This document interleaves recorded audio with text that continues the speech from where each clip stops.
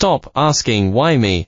Stop asking what you did wrong. Stop analyzing your behavior to see if you were too much, or not enough. You were targeted for one reason, and it's the one reason the enemy doesn't want you to know. You weren't attacked because you were weak. You were attacked because you are dangerous There is an anointing on your life that terrified the demons inside your abuser. Before you even knew you had a calling, they saw the light. You saw the potential in them. They saw the destruction of their kingdom in you. God didn't cause the abuse, but he used it. He used the crushing to produce the oil. If you have walked through the fire of narcissistic abuse, if you have been smeared, isolated, gaslit, and brought to the very edge of your sanity, I am telling you today, you are not being punished. You are being prepared. You are being prepared for a dangerous anointing An anointing that doesn't just sing songs on Sunday, an anointing that breaks generational curses, an anointing that exposes hidden darkness, an anointing that commands authority in the spiritual realm. The enemy tried to kill you in the cradle of your destiny, because he knew what you would become if you survived. Well, guess what? You survived. Here are the 7 signs God is transitioning you from a victim of abuse into a carrier of a dangerous anointing. Sign 1. The Joseph isolation. You have been stripped of your tribe. The first thing God does when he prepares a dangerous vessel. He hides them. You feel lonely. You feel abandoned. The phone stopped ringing. The friends you thought you had. They believed the lies. They drifted away. You are sitting in a season of profound, aching silence. It feels like rejection, but it's protection When you carry a dangerous anointing, you cannot afford to be tethered to people who tolerate the enemy. You cannot be connected to people who play both sides. God had to sever those ties. If he hadn't allowed the narcissist to smear you, if he hadn't allowed the fallout to happen, you would have stayed in rooms that were too small for your destiny. You would have kept trying to please people who were committed to misunderstanding you. The isolation is the incubator. In the silence, you stop hearing their voices. In the silence, you stop seeking their validation. God stripped you of your tribe so you would be forced to find your identity solely in him. He needs you alone, because he is whispering secrets to you that the crowd cannot hear. He is downloading strategy into your spirit that requires zero static. You aren't lonely. You are consecrated Sign 2. The crazy label. Your discernment is being weaponized. They called you crazy. They called you sensitive. They called you paranoid. Every time you pointed out a discrepancy, every time you sensed something was off, every time you felt the coldness behind their smile, you were gaslit into doubting your own reality. But here is the sign of the anointing. You were right. God was sharpening your discernment in the middle of the war zone. A dangerous anointing requires the ability to see a wolf in sheep's clothing from a mile away. You had to learn this the hard way. You had to learn to trust your gut. When the entire world was telling you to trust their mask, the abuse forced you to develop a spiritual radar that is now hypersensitive. You walk into a room now, and you You meet someone, and within 5 minutes, your spirit signals safe or unsafe. That isn't trauma, that is intel The enemy hates this. The narcissist hated this. That's why they tried to make you think you were crazy.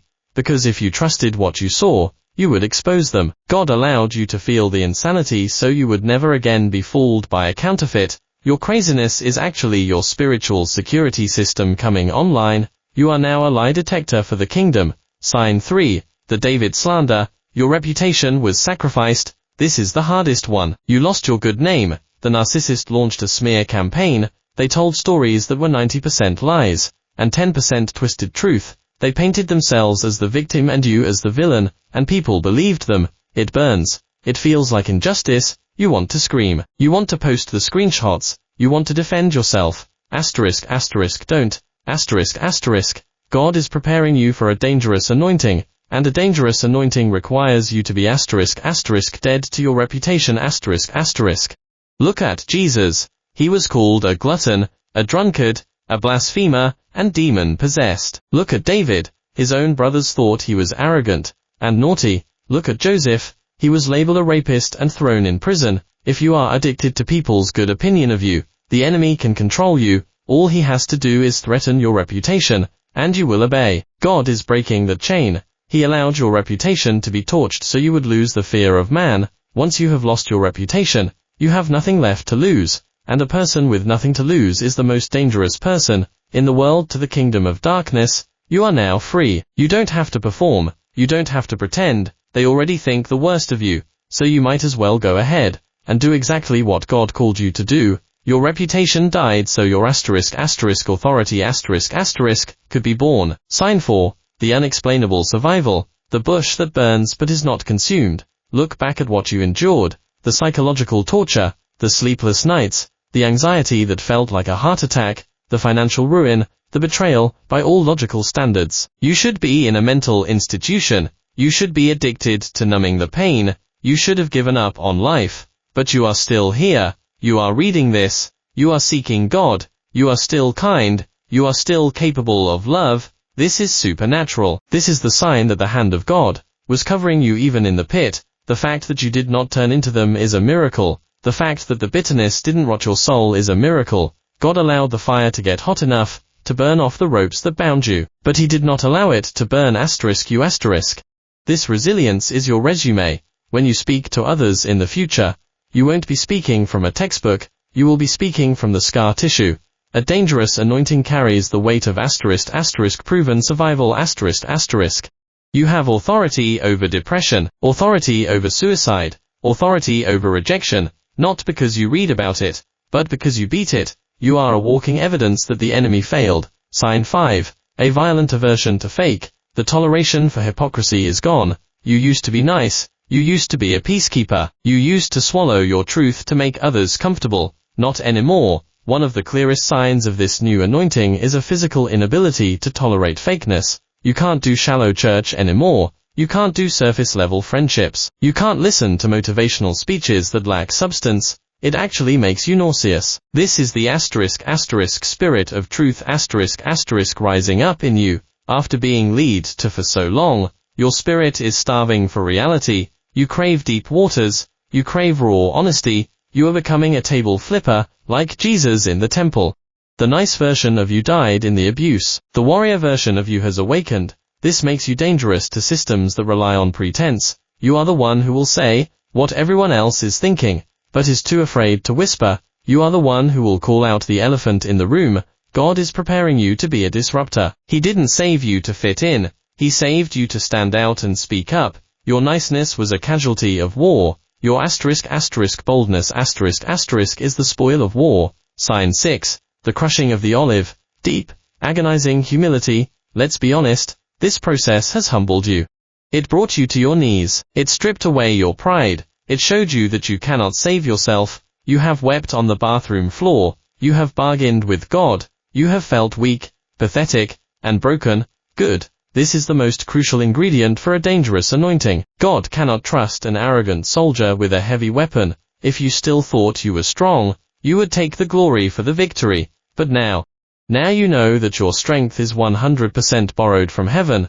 The crushing was necessary to extract the oil. The olive must be pressed to release the anointing. The grape must be crushed to produce the new wine. This deep humility makes you safe for God to use. He can trust you with power now, because you know what it feels like to be powerless. He can trust you with influence, because you no longer crave the spotlight, you just want his presence. The narcissist tried to humiliate you to destroy you. God used the humiliation to purify you. You are now a vessel that is empty of self and ready to be filled with power. Sign 7. The shift from why to war. For a long time, your prayer was, God, why? Why did you let this happen? Why didn't you stop them? But recently, the prayer has shifted. You are starting to feel a fire in your belly, a righteous indignation. You are realizing that you weren't just a victim. You were a threat that had to be neutralized. And since you weren't neutralized, you are now a counter-strike. You are beginning to see your story not as a tragedy, but as a training manual. You want to help others. You want to expose the darkness. You want to grab people out of the fire. The focus is shifting from your pain to your purpose. This is the final sign. The transition is complete.